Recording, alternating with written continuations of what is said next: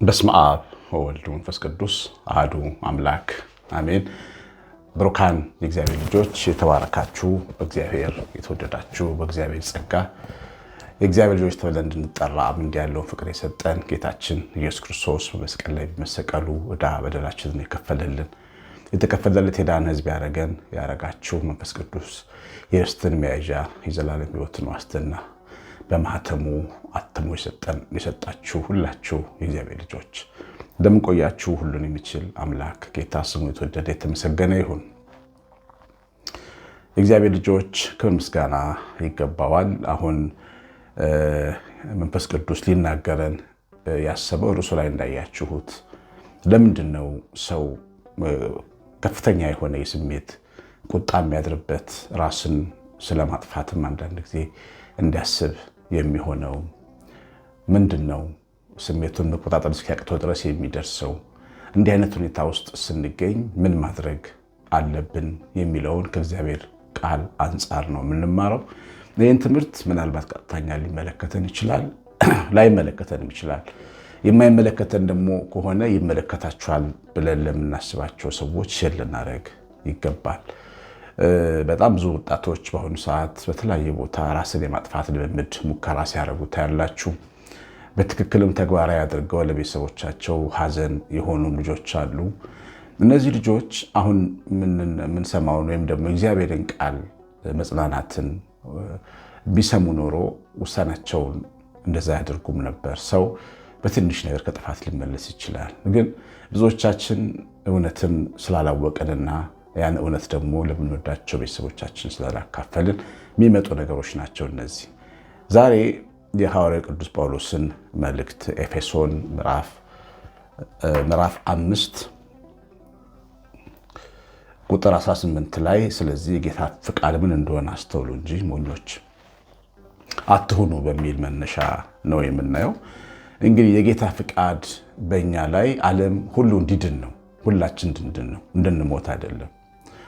እና ፍላጎቱ ፍቃዱ ሰማይ ላይ በብርሃን ዙፋን ተቀምጦ ብቻ የፈለገው ሳይሆን እስከታች ወርዶ ሰሞኑን እንዳየነው እንዳከበር እኛን መስሎ በእኛ ልክ በእኛ ቁመት በእኛ ባህሪ የእኛን ባህሪ ተዋህዶ በበረት ተወልዶ ቤተሰብ ዘመድ ሆኖን እና እኛን ወክሎ መስቀል ላይ በመሰቀል ደግሞ የእኛን ሞት በመሞት በመክፈል ያዳነን ነው። እና ይሄ በዚህ ልክ ሰዎች እንዲድኑ የሚወድ ቅዱስ አምላክ ኢየሱስ ክርስቶስ ያለን ሕዝቦች ነን። እኛ ስማችንም ክርስቲያን ይባላል። ክርስቲያን ማለት ክርስቶሳዊ ወይም በክርስቶስ የሚያምን ልብ ያለው ማለት ነው። እና እንደዚህ አይነት ሕዝብ ነን። ስንጸልይም አቡነ ዘበሰማያት ወይም አባታችን ብለን ስንጸልይ ፍቃድ በሰማይ እንደሆነች እንዲሁም በምድር ትሁን ብለን ነው የምንጸልየው። የእግዚአብሔር ፍቃድ ለእኛ ሕይወት አስፈላጊ ነው። አያችሁ፣ የሰው ፍቃድ ነው የሚገለን። አንዳንድ ጊዜ ፍቃዳችን ከስሜታችን ጋር ስለሚግባባ ስሜታችን ስለሚመግበው በቃ አርግ ይለዋል። ተነስቶ ውሳኔያችን ፍቃዳችን ራስን ለማጥፋት ወይ ከሰው ለመለየት ወይ ትዳርን ለመፍታት ወይ ከቤተክርስቲያን እልም ብሎ ለመጥፋት ብቻ አንድ የያዝናቸውን ጥሩ ነገሮች ገመዶች ለቀን ለመጥፋት ሊገፋፋን ይችላል። ስለዚህ ፈቃዳችን ለስሜታችን ሲገዛ ደካማ ፈቃድ ይሆናል። እንደ ሰው ሙሉ ፈቃድ አለን። እንደ ሰው እግዚአብሔር የሰጠን ነፃ ፈቃድ አለን። ግን ነፃ ፈቃዳችን በስሜት ሊነዳ ይችላል። ስለዚህ ነው የኢየሱስ ክርስቶስ ልጆች ክርስቶስ ኢየሱስን የሚያምኑ ልጆች ፈቃድ በሰማይ እንደሆነች እንዲሁም በምድር ትሁን፣ በእኔም ሕይወት ላይ ትስራ፣ በቤታችን በኑሯችን በቤተሰናችን በትዳራችን ያንተን ፈቃድ ትኖርበት ብለን እንጸልያለን። ለምን? ስሜታችን የሚመራው ፈቃድ ስለሆነ ፈቃዳችን ብቻውን የሚታመን አይደለም። ሰው ብቻውን ይሆን ዘንድ መልካም አይደለም ተብሎ ተጽፏል። የሚረዳው ያስፈልገዋል። ምድራዊም ሰው ሰማያዊም አምላክ ያስፈልገዋል። ሰው ያለ ረዳት ሊቆምም አይችልም። ቆሞ በሁለት እግሮች ሲሄድ ታዩታላችሁ። ግን እነዚህ ሁለት እግሮች ሁለት ረድኤት እንደሚያስፈልገን ማሳያዎች ናቸው። አንደኛ በስጋ ዓለም አብረውን የሚቆሙ ሰዎች ያስፈልጉናል። ቀኙ ደግሞ እግራችን ደግሞ የእግዚአብሔር ረድኤት ያስፈልገናል። እግዚአብሔር አምላኩ የሆነለት ሕዝብ እርዳታው ከላይ የሆነለት ሕዝብ በልቡ የላይኛውን መንገድ የሚያስብ ሰው የተባረከ ነው የተባሉት እንዲህ አይነት ሰዎች ናቸው። በእግዚአብሔርም ተማምነው በእግዚአብሔር ረድኤት እንደሚኖሩ የሚያምኑ ናቸው። እና ይሄ እንግዲህ ምን ልላችሁ ነው? ሰው ማለት ብቻውን ቁመናው አይበቃውም፣ ለመኖር አይበቃውም። የሆነ አንድ ቀን የገዛ ፈቃዱ ሊያሸንፈው ይችላል፣ ስሜታዊነቱ ሊያሸንፈው ይችላል። እንዲህ አይነት ስሜት የሚሰማን ታዲያ ለምንድን ነው? ብዙ ጊዜ የመገለል የመጠላት ብቻችንን የመሆን ስሜት ሲያይልብን ራሳችንን ስለ መጉዳት እናስባለን። ራስን መጉዳት ራስን ማነቅ ብቻ አይደለም። ከሰው መለየት፣ ከወላጅ ጋር መቆራረጥ፣ ከትዳር ጋር መፋታት፣ ከቤተ ክርስቲያን ወጥቶ መሄድ፣ እንደዚህ ከባባድ ውሳኔዎች አሉ። እነሱን ውሳኔዎች እንድንወስን የሚያደርገን የመጀመሪያው ነገር የመተው ስሜት ነው። ትተውኛል ማለት ነው። መነሻ ምክንያቶች ይኖሩናል። እንደዛ ያደረገን ሰው ይገጥመናል። ወይ ቤተሰብ፣ በጣም ተስፋ የምናደርገው አባት ወይም እናት ልትሆን ትችላለች፣ ወይ ትዳር አጋር ይሆናል፣ ወይ ጓደኛ ወይ ወዳጅ የቅርብ ሰው ምንለው ሰው ሊሆን ይችላል። ቤት ነስቶን ወይም ደክሞት ሊሆን ይችላል በእኛ ጉዳይ። ስለዚህ ራስን ስለማጥፋት ልናስብ እንችላለን። ያን ጊዜ የመተው ስሜት ሲሰማ ግን እሱ ስሜት ነው። እኛን ዓለም ሁሉ ሊተወን አይችልም በምንም ሕግ። ጥቂት ሰዎች እንደዚህ አይነት ስሜት እንዲሰማን ሊያደርጉን ይችላሉ። ግን እኛን የሚፈልጉ ሰዎች አሉ። እኛን እያፈቀሩ የሚያለቅሱ ሰዎች እኮ አሉ። ደግሞ ሰማይ ይወደናል። ራቁቱን የተሰቀለ ኢየሱስ ክርስቶስ የተባለ አዳኝ አለ። ቅዱሳን መላእክቱን ልኮ የሚጠብቀን ከማኅፀን አሸናፊዎች አድርጎ እንድንወለድ ያደረገን የአባታችን ሚሊዮን ዘሮች ተወዳድረው ከዛ ውስጥ አንዱ አሸናፊ ሆኖ እኔ እናንተ ሆነን የተወለድነው፣ እኔ እናንቺ ሆነን የተወለድነው አሸናፊዎች፣ ድል አድራጊዎች ተደርገን የተፈጠረን፣ ከሚሞቅ ማኅፀን የወጣን መለኮታዊ ክብካቤ ጥበቃ ያለን፣ እንደገና ደግሞ ክርስቶስ ፍቃዱን ሐሳቡን እየሰማ የምንኖር ከሆነ ደግሞ ሕይወታችን ሊቀየር የሚችል ተአምራዊ ሕይወት ያለን የተወደድን። ይህን ማወቅ ያስፈልጋል። እግዚአብሔር ልጆች ትባሉ ዘንድ አብ እንዴት ያለው ፍቅር እንደሰጣችሁ እዩ። ተወዳችኋል፣ ተወዳችኋል፣ ተወደሻል። የዓለም ሁሉ ፈጣሪ ኢየሱስ ክርስቶስ ይወድሻል። ራቁቱን የተሰቀለልሽ ጌታሽ ይወድሻል። የተቸነከረልሽ ጌታሽ ይወድሻል። ከእናት የሚበልጠው ጌታ፣ ከአባት የሚበልጠው ጌታ ይወዳል። ወንድሜ መወደዳችንን ማወቅ አለብን። ይህ ውሸት አይደለም። አንገታችን ላይ ያሰብነው መስቀል እኮ እሱን ነው የሚነግረን። ተሰቅሎልሻል ማለት ነው። ለፍቅርህ ተሰቅሎልሃል ማለት ነው። አንተን ለማትረፍ የሞትን ዕዳ ለመክፈል በሞት ፊት ተንጠልጥሏል። በዚህ ልክ ነው የምንወደደው። ይሄን ማወቅ አለብን። ዓለም ሁሉ ባይወደን እሱ ከወደደን ለእኛ ትልቅ ዓለማችን ነው። እግዚአብሔር ፍቃድ ይሄን ነው። እግዚአብሔር ፍቃድ ምን እንደሆነ ይሁን እንጂ ሞኞች አትሁኑ። በእግዚአብሔር መወደዳችን እግዚአብሔር በጎ ፈቃድ ነው። ሴት የለ ወንድ የለ፣ ግሪካዊ አይሁዳዊ፣ ጥቁር የለ ነጭ የለ፣ አጭር የለ ድሃ ሀብታም፣ ሁላችንንም ወዶናል። ክብር ምስጋና ይገባል።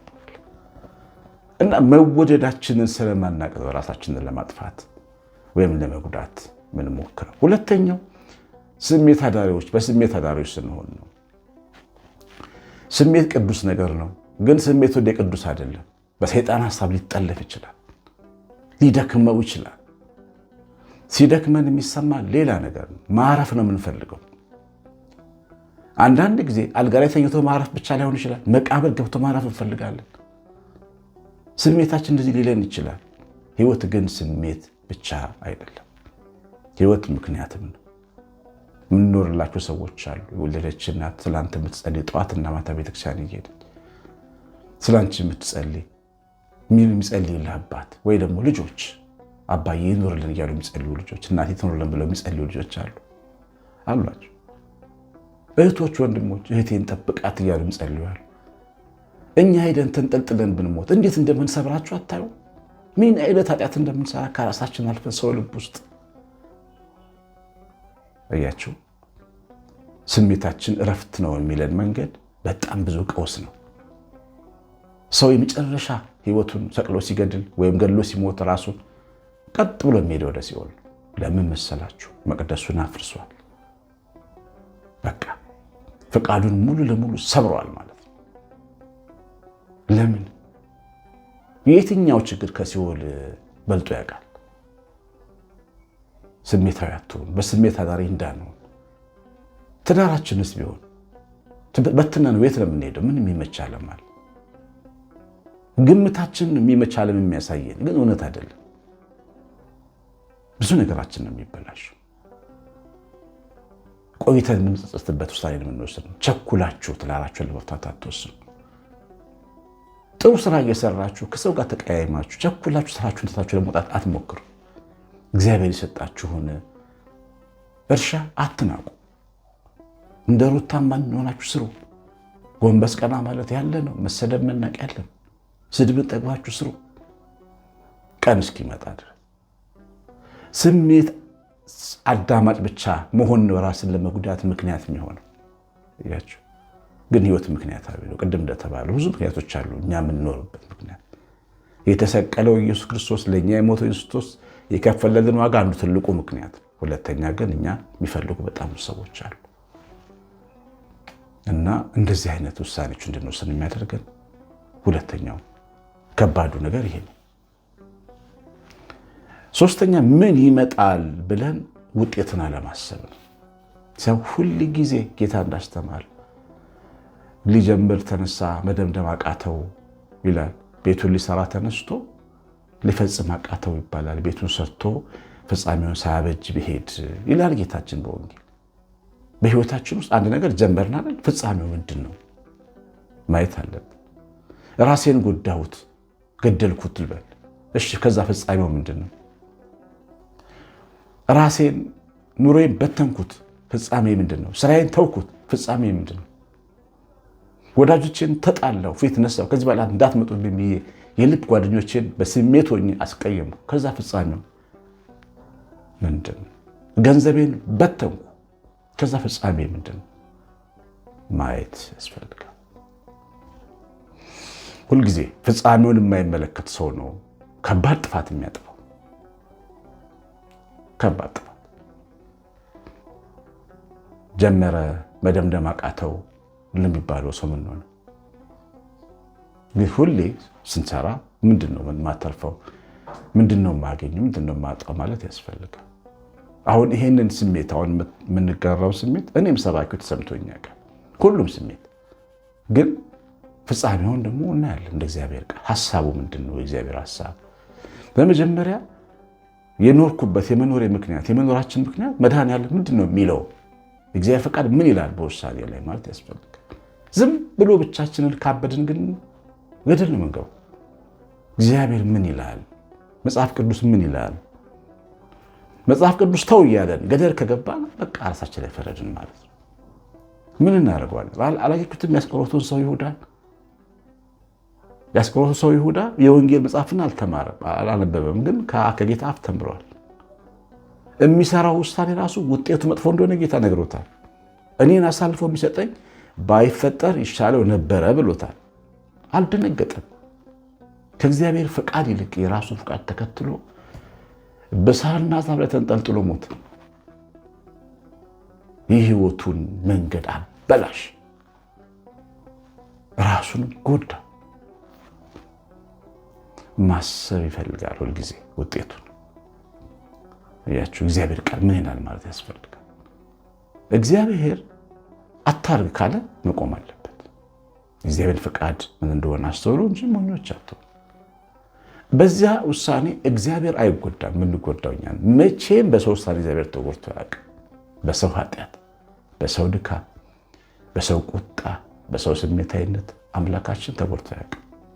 የምንጎዳው እኛ ነን። መቼም እግዚአብሔር ስለሚወደን እናሳዝነዋለን፣ በእርግጥ አባት ስለሆነ፣ ግን አንደኛ የምንጎዳው ራሳችንን። ስለዚህ ሁልጊዜ እንዲህ አይነት ስሜት ሲሰማችሁ ቆም ብሎ ማሰብ ያስፈልጋል። ይህንን ትምህርት ሰምታችሁት ከተመለከታችሁ ጥሩ፣ ካልተመለከታችሁ ግን ለሚመለከተው ሰው ኮፒ ፔስት ያደርጋችሁ ላኩ። ለምትገምቱት ሰው፣ ይማራል ለምትሉት ሰው በግል ሜሴጅ፣ በዋትሳፕ፣ በተለያየ ባላችሁ ፕላትፎርም ሰዎች እንዲሰሙት አድርጉ። እግዚአብሔር ይባርካችሁ። የእግዚአብሔር ቸርነት የእናታችን የእመቤታችን ረድኤት በረከት የምላት ጥበቃ አብሮን ይሁን። ኮሜንት ስለምታደርጉ እና ላይክ አድርጋችሁ ስለምትወጡ እግዚአብሔር ዘራችሁን ይባርክ። ሁሌም ምርቃቴ ይድረሳችሁ። ቀሲስ አሸናፊ ነኝ። ሰላም